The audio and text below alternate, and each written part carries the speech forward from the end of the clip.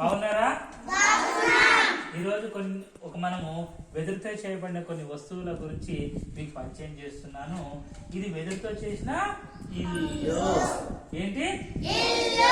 ఇల్లు. ఇల్లుని ఇంగ్లీష్ లో ఏమంటారు? ఏమంటారు? ఏమంటారు? ఏమంటారు? ఏమంటారు? హౌస్ స్పెల్లింగ్ చెప్పమ్మా.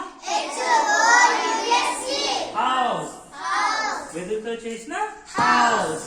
మరి అదే విధంగా వెదురుతో చేసినటువంటి ఇంకొక ఆట వస్తువు ఏంటిది? బావి. బావిని ఇంగ్లీష్ లో ఏమంటారు? వెల్.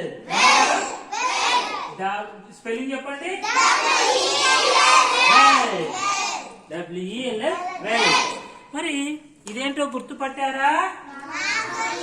ఏంటిది? దీంతో ఏం చేస్తాము? భూమి దున్నుతాము. భూమి దున్నుతాము. మరి ఈ నాగలిని ఇంగ్లీష్ లో ఏమంటారు? ఎప్లాగ్.